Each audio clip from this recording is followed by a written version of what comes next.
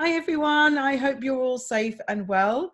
And I wanted to record one of the lectures so that you would understand what it's going to be like to have your lectures in term 3. So this is the plan. I'm using Zoom at the moment, and I'm going to give you just a short lecture, the introduction to the PGT and developing technology module.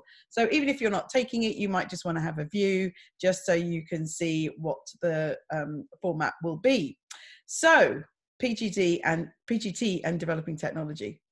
So the learning objectives for this module are to demonstrate knowledge of PGT, including the diagnosis of sex, chromosome abnormalities, aneuploidy screening, monogenic disorders, and future technology. And then in we're going to cover that in week 1. In week 2, we're going to cover the developing technology, including stem cells and mitochondrial donation, etc. And throughout the module, we're going to look at the ethical issues surrounding PGT and developing technology and why they are important to modern society. One key paper for this module is a piece of work that I did with this group of experts. They are people from the ESHRA, who are experts on fertility, and from the European Society of Human Genetics, who obviously are experts on genetics. And we've got together 3 times over the last decade to talk about the issues relating to genetics and fertility. So our last paper does cover genome editing and PGT and some of the other topics that are covered in this module.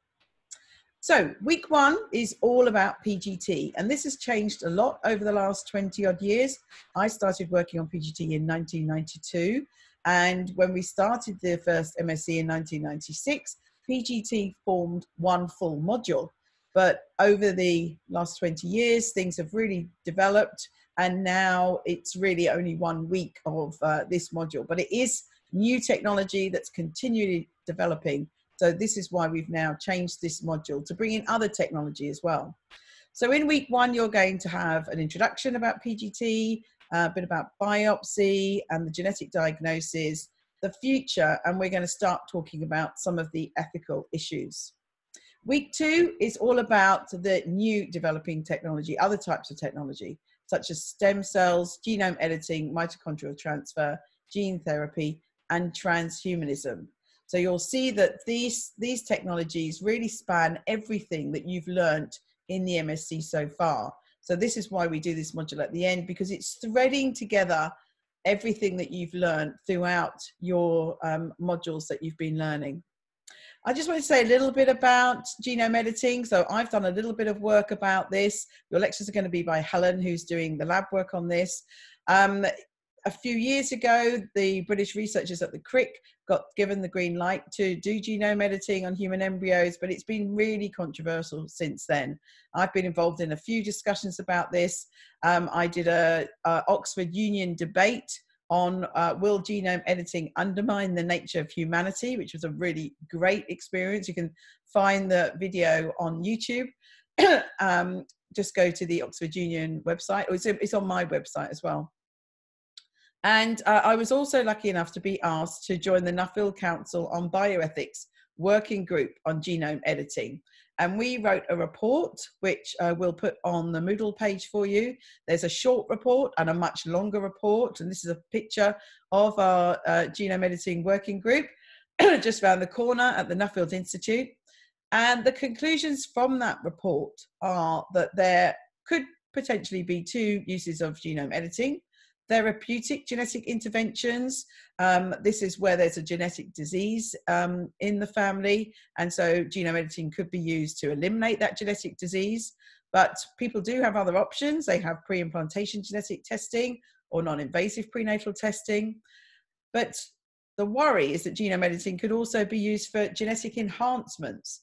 So when I talk about PGT, I talk about the companies already that are offering PGT to select for eye color. It's not far off where we could select for perfect pitch or sporting abilities. But to do that by PGT, the couple have to have those genes, be carrying those genes to create embryos with those characteristics. But what about if they don't carry those genes, but they do want a child with blue eyes or perfect pitch or high sporting ability? Well, we could potentially edit the embryos to have those genetic enhancements.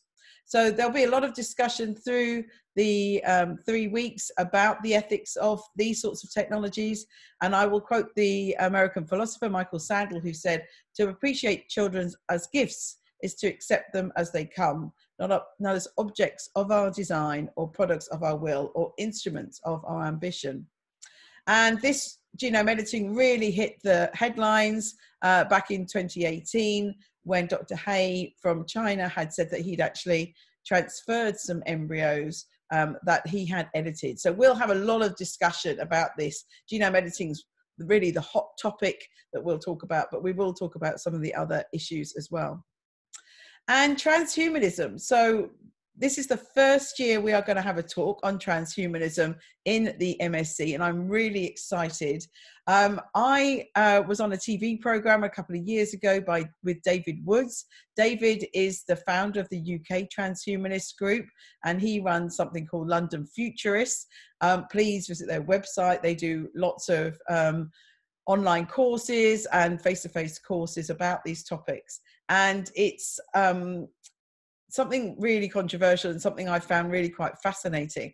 When I first was on the TV program with David, my jaw dropped and I couldn't believe what he was saying. So transhumanists believe we should use technology to greatly enhance human intellect and physiology. So I've written a report about transhumanism, Would You Like to Be Enhanced and Live Forever, on Global Women Connected, and that covers the 3 main themes around transhumanism that you would want to read before David's lecture.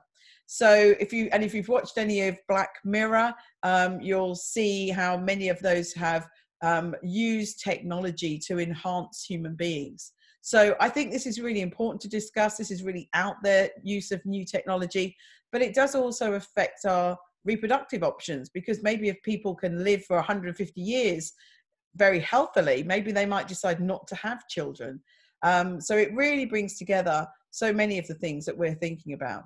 The bioconservatives have hesitancy against the use of technology to modify or enhance humans. So it's going to be a really exciting week 2, when you're going to discuss all of these topics.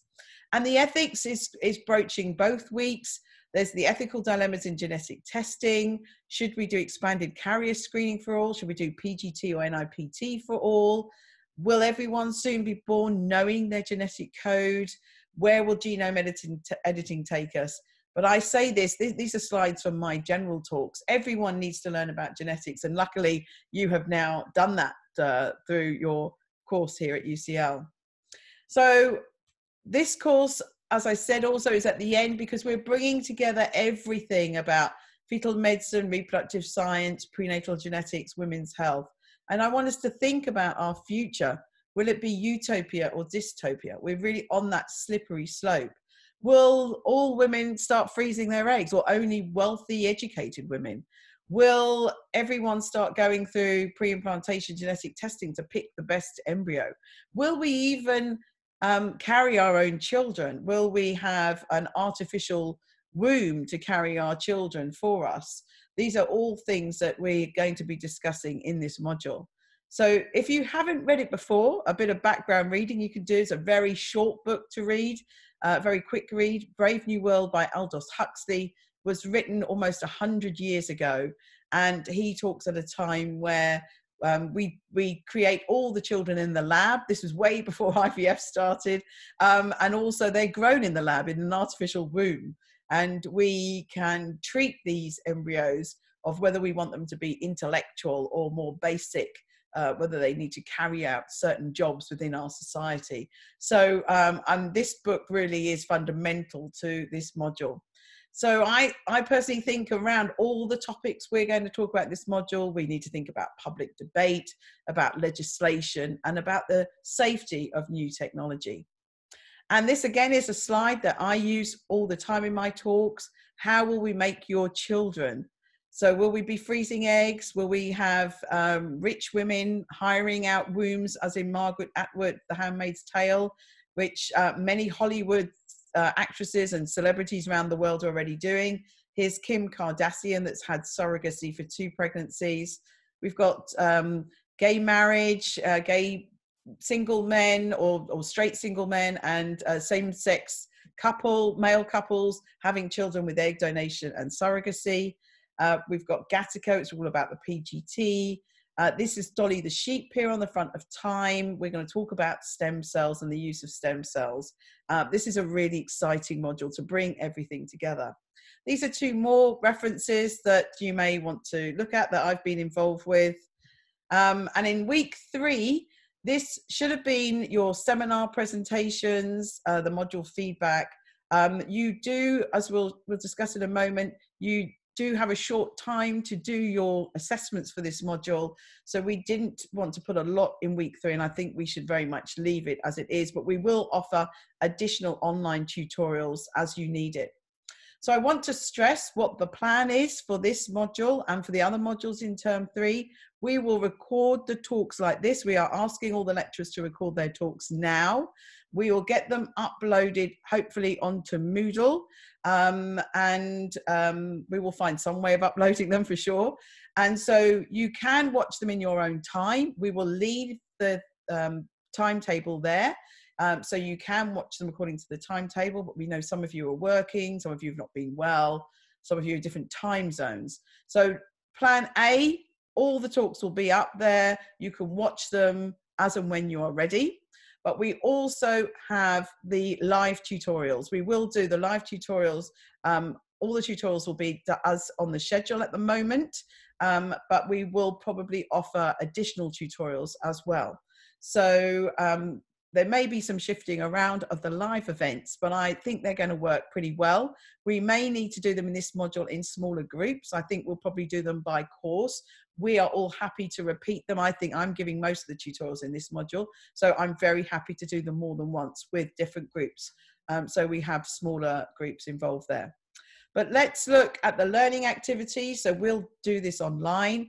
We'll have a group discussion about the ethics of PGT and genome editing during our tutorials. And Dan is using his MOOC again. So I've already contacted him to make sure that this is available immediately so that you can look on the talks on the MOOC relating to PGT. And Siobhan is going to run a PGT case reviews to look at some of the cases that come forward on PGD and how we deal with them. So we have changed the assessment 1. The assessment 1 in previous years was looking at the patient cases. It was quite complicated, needed a lot of tutorials. So we have decided now to change this. Instead of the case reports, you're going to write an essay. Should all patients be offered pre-implantation genetic testing for aneuploidy? And you'll see the submission for this is early. It's on the 5th of June. We will obviously discuss this with you under the current climate, whether we want to move that. This is a topic that I am asked to debate about all the time at conferences. At the end of last year, I did this debate with almost exactly this title twice. So it's something that is really a hot topic in PGT, and we'll give you some papers that will help you along your way to write this assessment. The second assessment will be very similar to what we did last year. It's always been a paper review. And in previous years, we've asked you to pick a paper of your choice. We're going to make it simpler this year. Siobhan is going to pick a few key papers and just pick one from the papers that we have selected. And they are going to be on new and developing technology. And what we want you to do is prepare a critical review of just one of the papers. And this teaches you how to write a referee report and to develop critical analysis skills.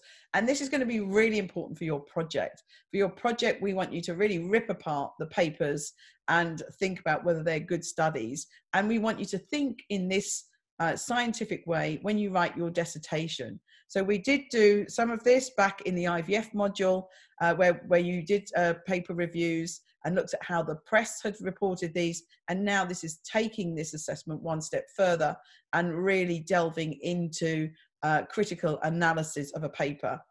So as when we did the IVF module, you'll see some papers that are going to have mistakes in them and that you personally do not think should have been published. So this is really important for you to think about publications. So the submission for this at the moment is the 12th of June. We may be able to be a bit more flexible in this, but your projects will start the week after, so we don't want to get too far behind. We had normally been set by a deadline of the 30th of June to have all of our marking for all of the modules finished. So you see that even with the 12th of June, that only left us just over 2 weeks to mark the second assessment. But this is the way UCL works with, we have an interim board of examiners to agree all the taught marks. Now, we have been told that this 30th of June deadline is being pushed back a little bit to July, but we haven't had confirmation from this. So we'll watch this space and see how it goes, but we'll keep you informed, but do not worry too much about the deadlines yet, but we certainly have to start thinking about these assessments. So I didn't know how to end this talk. I've tried to end something with a bit smiley, so it's a bit corny. I know it's a difficult time for everybody. We really are pulling together to make sure that you have the most enjoyable and most fulfilling last few months at UCL. We are really here to help you.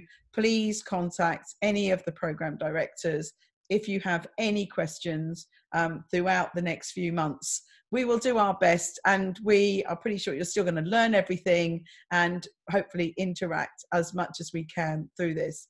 So thank you very much. I hope you thought this recording was okay, and please let me know what you think. We'd love to know your comments before we start recording everything. Thanks very much. Bye.